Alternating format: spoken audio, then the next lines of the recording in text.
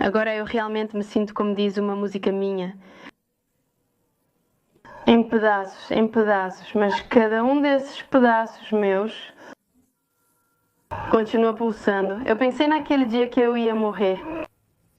Esse Sérgio era uma pessoa que realmente me batia, realmente me fazia comer coisas estragadas, realmente me fez comer vômito, entre outros castigos. Por quê? Por quê?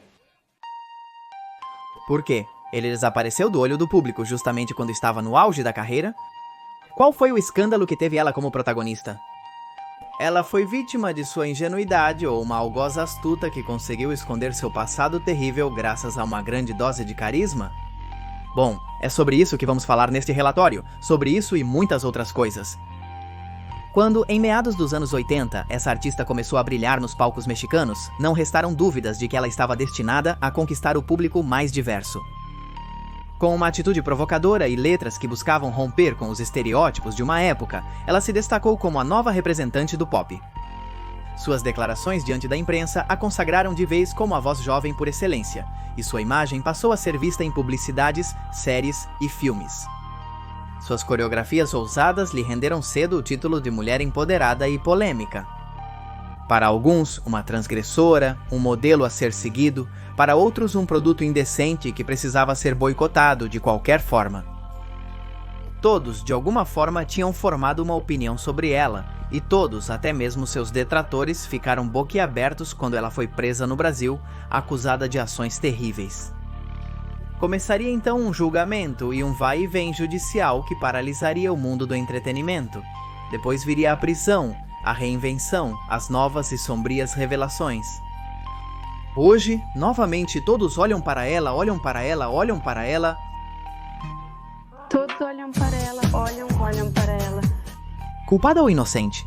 Bom, te convido a me acompanhar neste vídeo, onde vamos analisar todos os pontos e todas as polêmicas do famoso caso do clã Trevi Andrade.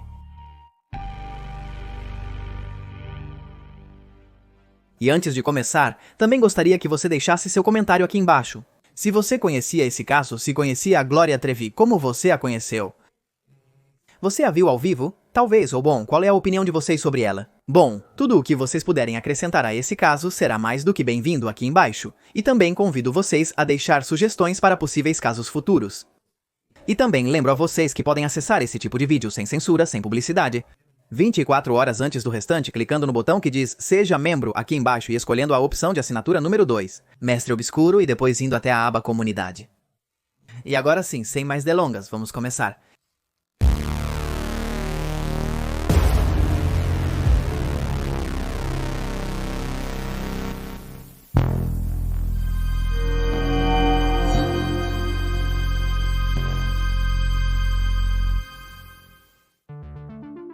Em março de 2023, Glória Trevi virou tendência nas redes sociais. No Twitter, em particular, houve uma grande explosão em relação ao seu nome. Todo esse alvoroço virtual, no entanto, não foi causado pelo lançamento de uma nova música ou de um videoclipe chamativo. As fotos do artista eram acompanhadas por uma mensagem claríssima, que com o passar das horas foi ganhando cada vez mais adeptos. A mensagem em questão era: cancelemos Glória Trevi. Para todo aquele que ficasse curioso diante dessas palavras contundentes, havia um link que levava a uma petição no Change.org. A própria dizia Não à Glória Trevi. No Auditório Nacional, a frase fazia alusão ao show que a cantora tinha marcado para maio. Mas por que estavam protestando? E por que não queriam que Trevi se apresentasse no famoso Auditório Nacional? Bem, a resposta estava logo uma linha abaixo, onde dizia Não queremos cafetões. Essa frase, obviamente, teve muita repercussão. O pedido foi feito por uma internauta identificada como Josefina Saldanha. Ao ser contatada para explicar seus interesses e motivações, Josefina não hesitou.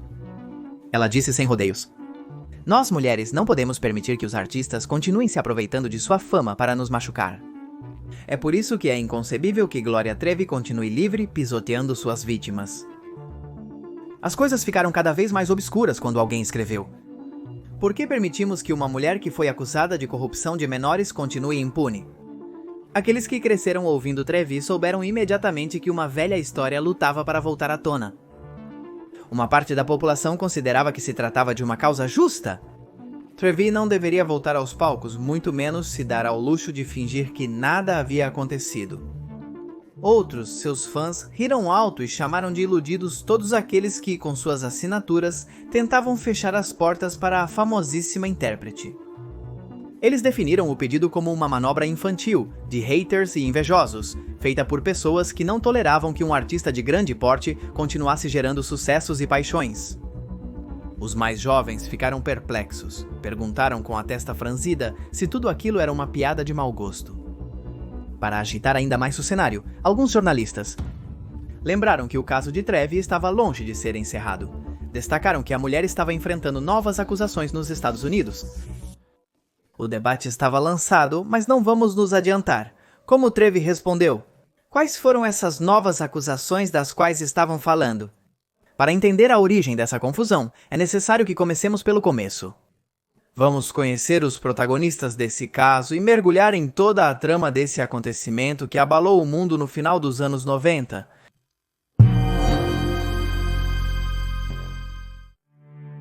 Em 15 de fevereiro de 1968, nascia no México, mais precisamente em Monterrey, Nuevo León. Uma menina que seus pais batizariam como Glória dos Anjos Treviño Ruiz, mas que ficaria famosa como Glória Trevi. Aquela menina gostava de andar sempre descabelada e, sendo um pouco mais velha, faria um hino para sua cabeleira rebelde. Já vamos chegar nisso em alguns minutos. O importante agora é saber que Glória começou desde muito pequena a mostrar interesse por diversas disciplinas artísticas. Quando a música tocava, ela não conseguia evitar dançar e improvisava shows com microfones de brinquedo na frente de seus bichos de pelúcia. Fazia playbacks aos quais se entregava completamente. Vendo seus pais, seu talento inato para a expressão corporal a levou a dançar balé, embora isso tenha lhe dado ferramentas rítmicas para poder melhorar suas coreografias. O fato é que a garota não se mostrou muito seduzida pelas danças clássicas. Bem, na verdade foi exatamente o contrário. No ensino fundamental, ela demonstrou interesse pelo pop e, após algumas ovações em peças teatrais estudantis, conquistou o título de rainha da escola. Ela adorava ser o centro das atenções e, sem dúvida, sabia exatamente como conseguir esse lugar. Depois, para a preocupação de quem estava ao seu redor, ela começou a ouvir bandas como Led Zeppelin, The Doors e Deep Purple.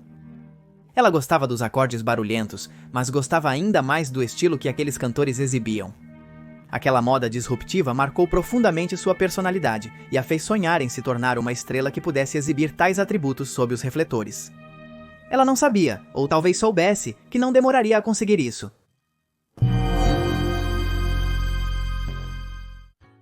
Com apenas 10 anos, Glória convenceu sua mãe a levá-la num concurso de televisão. O objetivo do concurso era encontrar uma menina que se parecesse o máximo possível com um pequeno talento da época, chamada Lucerito. Glória ganhou o concurso sem dificuldades. Ela não só se parecia com a garota, como também tinha capacidade para imitá-la. Lucerito cresceria e se tornaria uma cantora e atriz de grande renome. Glória também seguiria esse caminho, mas não mais a imitando, e sim abrindo seu próprio caminho. Um caminho que a levaria ao topo, ou melhor dizendo, ao topo da cumbre.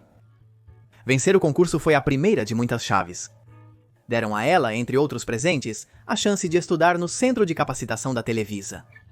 Então, sim, nada mais a impediria. Depois de anos de ensaios e aperfeiçoamentos que a levaram a aprender a ler música e tocar vários instrumentos, fez parte do efêmero grupo Boquitas Pintadas com outras cantoras iniciantes.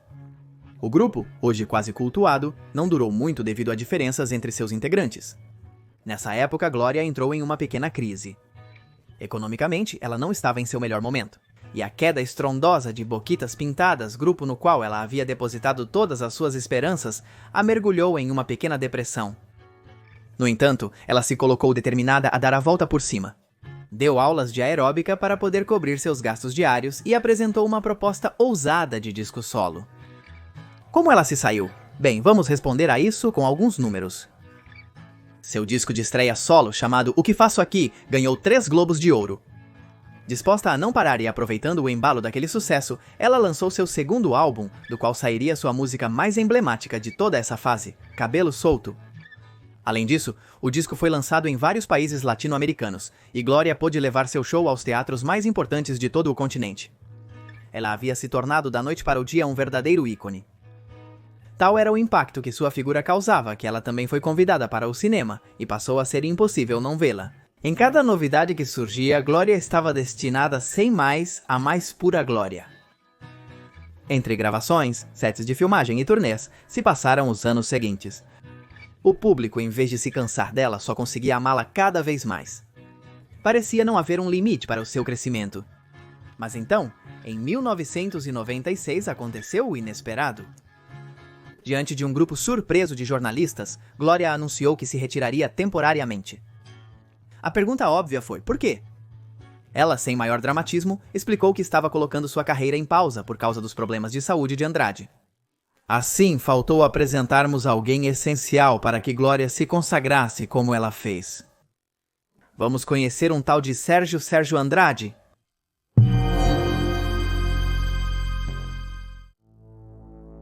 Eduardo Andrade foi um homem muito engenhoso e inteligente. Trabalhou em importantes empresas mexicanas e terminou seus anos desenhando álbuns de figurinhas. Essa engenhosidade e esse amor pelos negócios ele transmitiu aos seus filhos. Um deles, Sérgio, herdaria seu espírito inquieto. Sérgio nasceu em 26 de novembro de 1955.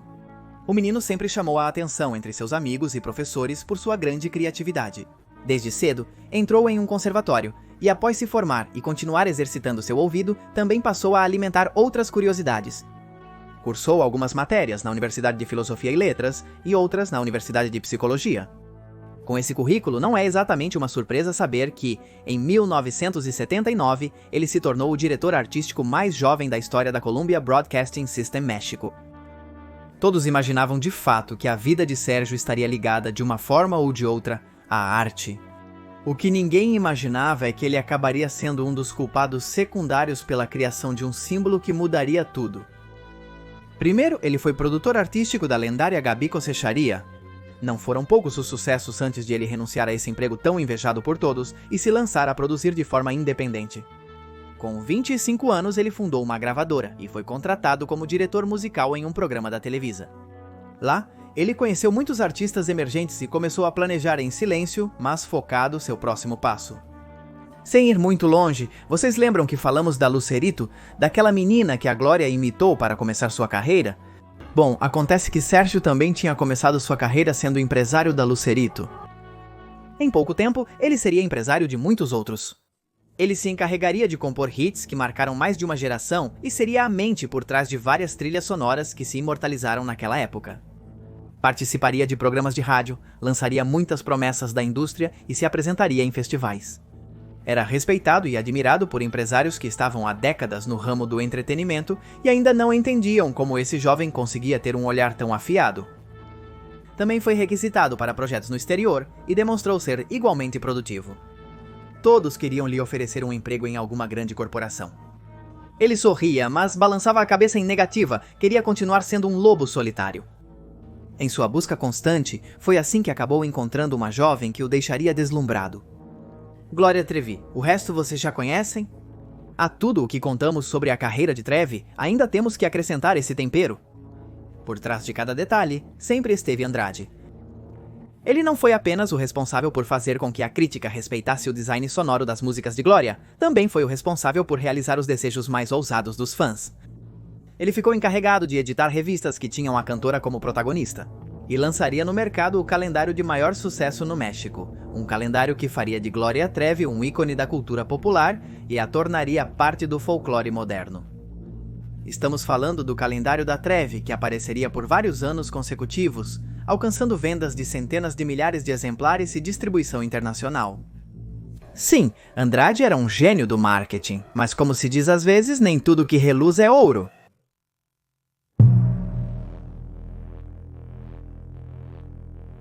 Embora a situação parecesse incomum, fazia sentido quando você analisava. Se Andrade não estivesse bem de saúde, Trevi não continuaria. De certa forma, eles eram uma equipe. Também se especulava que havia um vínculo entre eles além do profissional. Para sua despedida, a mulher fez uma série de shows lotados e logo em seguida assinou um contrato sem precedentes, que lhe garantia um bom futuro em novelas, programas e mais filmes. No entanto, depois de algumas aparições, abriu mão de tudo o que havia assinado e Lisa simplesmente desapareceu. E foi assim que Glória passou de estar em cada produto que era lançado para brilhar, mas por sua ausência. E o que estava acontecendo? Bem, a verdade é que se especulou muito, mas ninguém dava uma resposta coerente. Foi só 2 anos depois que finalmente o mistério foi revelado.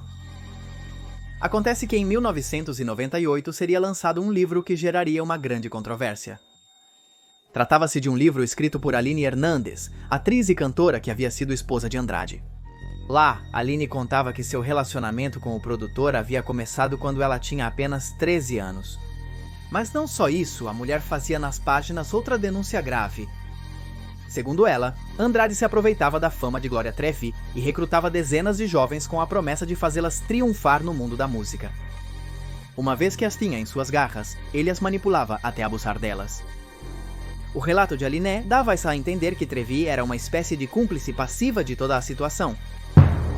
Será que Andrade e Trevi tinham desaparecido do mapa porque sabiam que essa bomba estava prestes a explodir na cara deles? Eles tinham fugido, sabendo que aquele livro os colocava entre a cruz e a espada? O livro foi um verdadeiro best-seller. Foram vendidos mais de 200 mil exemplares em tempo recorde. Os próximos a Trevi tentaram desmerecer o que Hernandes escreveu, chamando-a de rancorosa. Segundo eles, o nome de Trevi era usado apenas para dobrar a quantidade de cópias vendidas. Toda essa superexposição incentivou que outras coisas fossem ditas. Soube-se, por exemplo, que Andrade tinha tido um romance com outra das garotas que ele representava, Mari Boquitas. Eles se casaram quando ela tinha 15 anos. Ao ser questionada sobre a experiência, a mulher já adulta expressou que, naqueles anos, sofreu muito por causa de Sérgio e pela forma como ele a usava. O empresário prodígio deixou de ser visto assim para começar a ser retratado como um monstro por todos, até mesmo por aqueles que antes queriam desesperadamente trabalhar ao seu lado. Tudo veio à tona quando se tornou pública uma acusação feita pela família de uma tal Karina Yapor. Karina Yapor era uma jovem de 15 anos que havia sido escolhida por Andrade. O empresário havia dito aos pais de Karina que a transformaria em uma ídola das massas. Após conseguir uma autorização por parte deles, ele disse que a jovem estudaria em uma prestigiosa academia espanhola. O horror dos pais de Karina foi enorme quando descobriram que sua filha não só não estava frequentando tal academia, mas também que tinha tido um filho com Andrade, que a havia transformado em sua amante. A família Yapor denunciou indignada Andrade pelos crimes de rapto, corrupção e abuso de menores. Depois disso, Andrade e Trevi voltaram à mídia, mas não mais para serem mostrados como triunfantes, e sim para anunciar que a Interpol estava em seu encalço. Todos os dias aparecia alguém que jurava tê-los visto. Todos falsos alarmes. Ficaram foragidos por 10 meses, até que em 13 de janeiro de 2000, finalmente os localizaram. Glória Trevi e Sérgio Andrade foram detidos no Rio de Janeiro. Se aproximava um julgamento que ninguém queria perder.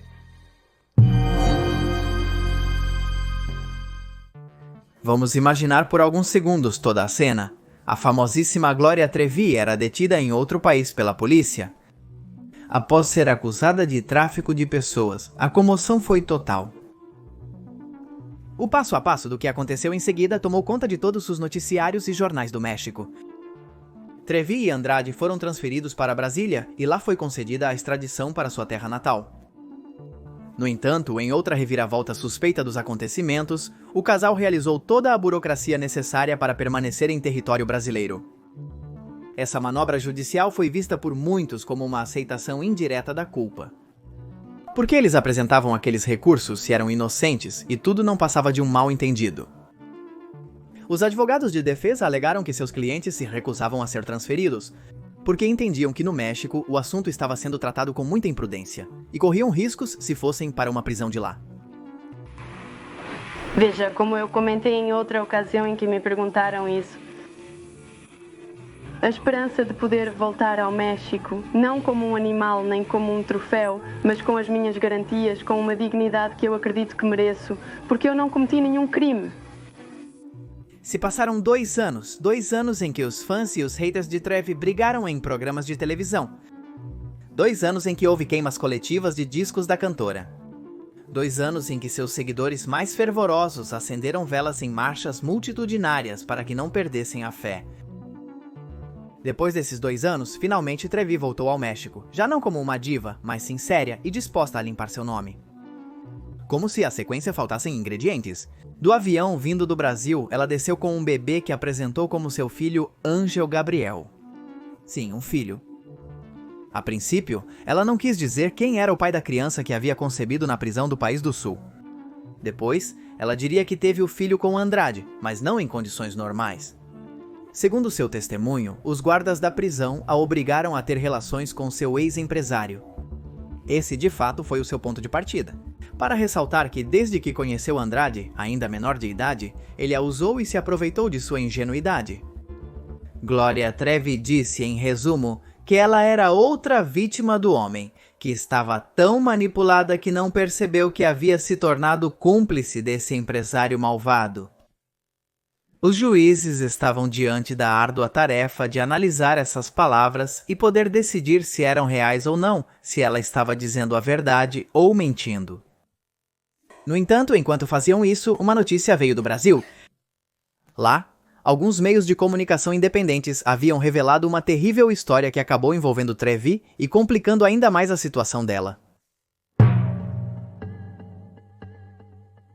Soube-se que Trevi e Andrade haviam sido pais de uma menina em 1999, enquanto estavam foragidos. Mas onde estava agora aquela menina que eles haviam chamado de Ana Dalai? Bem, é aqui que as coisas ficam um pouco estranhas. Segundo declararam Trevi e Andrade, 3 meses antes de serem pegos pela justiça, a bebê havia morrido. Supostamente por causas naturais, mas a verdade é que o assunto nunca ficou totalmente esclarecido.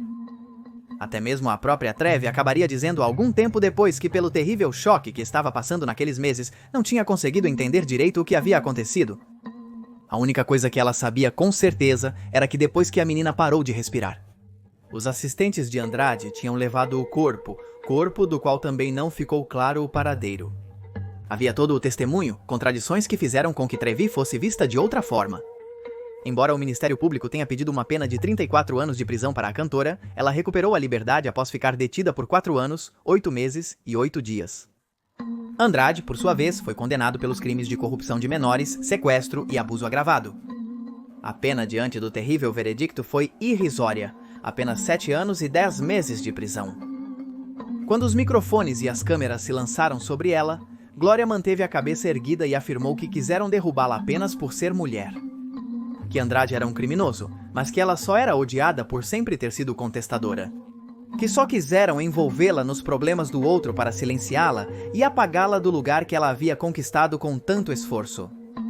Essas declarações foram repudiadas por quem era chamado de vítimas do clã Trevi Andrade.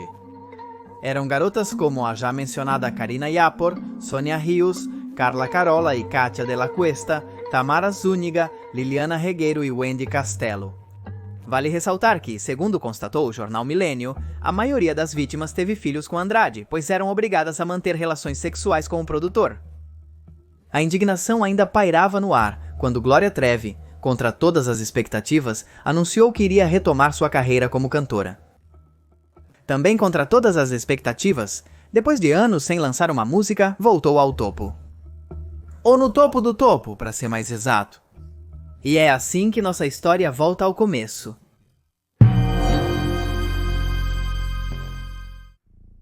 Em novembro de 2004, a cantora voltou ao mundo da música com seu 6º álbum de estúdio, intitulado Como Nasce o Universo.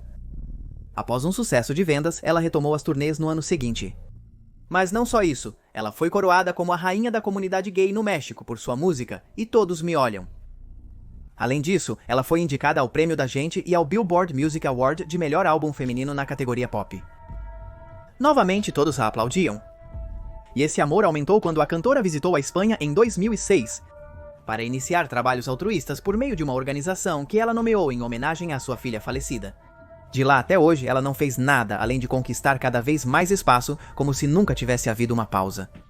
Lançou álbuns de estúdio, álbuns ao vivo aclamados, videoclipes, participou de programas de televisão, foi premiada, tornou-se uma espécie de celebridade nas novas plataformas. O público jovem a celebrou, o público antigo voltou a usar camisetas com seu nome, liderou campanhas publicitárias e foi o rosto de muitas causas sociais. Sua reputação havia sido totalmente renovada. Ou pelo menos até 2021, quando novamente foi um livro que voltou a colocá-la em evidência. E na mira do narcotráfico, para ser mais exato. A jornalista Anabel Hernández publicou em 2021 um livro chamado Emma e as Outras Senhoras do Narco, onde revelou que vários famosos mexicanos estavam ligados ao narcotráfico. Entre a lista de acusados estava a Gloria Trevi. Ela foi associada a um homem poderoso no mundo das drogas, Amado Carrillo Fuentes. Amado Carrillo Fuentes foi um narcotraficante mexicano que se tornou líder do cartel de Juárez após assassinar seu chefe, Rafael Aguilar Guajardo. Sócio do chefão Pablo Escobar, Carrillo usava sua frota de aeronaves Boeing 727 para transportar cocaína, por isso era conhecido como o Senhor dos Céus. Se quiserem saber mais sobre ele, convido vocês a assistir ao vídeo que preparamos no meu outro canal.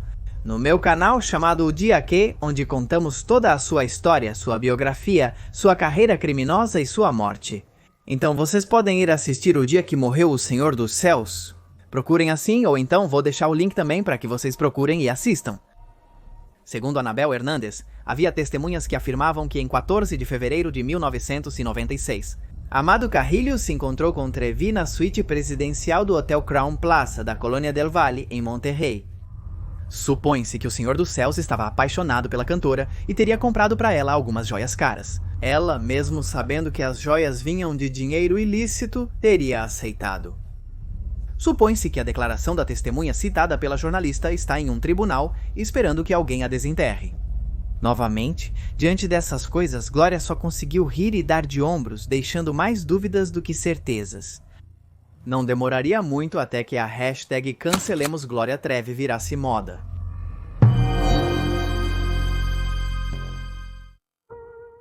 Em 2021, Gloria Trevi foi convidada para inaugurar um centro de reinserção social em sua terra natal, Nuevo León. Nessa ocasião, entre lágrimas, ela se abriu sobre sua estadia na prisão. Eu olho para vocês e me vejo em vocês. Já faz 17 anos que recuperei minha liberdade e todos os dias, a cada dia, eu me reintegro à sociedade. Ela foi aplaudida e tomada como exemplo de superação. No entanto, em janeiro de 2023, a revista Rolling Stone publicou informações sobre uma nova denúncia que existiria contra Gloria Trevi e Sérgio Andrade por corrupção de menores. Mas agora nos Estados Unidos, duas autoras testemunharam que conheceram a cantora na década de 90, quando elas tinham 13 e 15 anos. Afirmaram que Trevi foi quem insistiu para que elas se juntassem ao treinamento musical que era dado por seu então empresário. Afirmaram ainda ter provas que deixariam clara evidência de que a cantora não teria sido outra vítima, mas sim parte importante dessa rede perversa de abuso. Glória, por sua vez, publicou um vídeo em seu Instagram, onde enviou uma mensagem para seus milhões de seguidores. Fiel ao seu estilo, manifestou o seguinte: cada golpe me tornou mais forte e mais humana. Me emociona tudo o que está por vir. Sinto que aqueles que não me conhecem finalmente vão me conhecer e no final, todos vão me amar. Depois, repetiu que as acusações eram falsas e que estava cansada de ser perseguida sempre pelo mesmo motivo. Ao final do comunicado, anunciou que havia iniciado ações judiciais contra todos que a difamaram. Ela diz que o tempo, cedo ou tarde, vai lhe dar razão. Ela diz que todos que duvidaram dela vão ter que se arrepender de cada uma de suas palavras.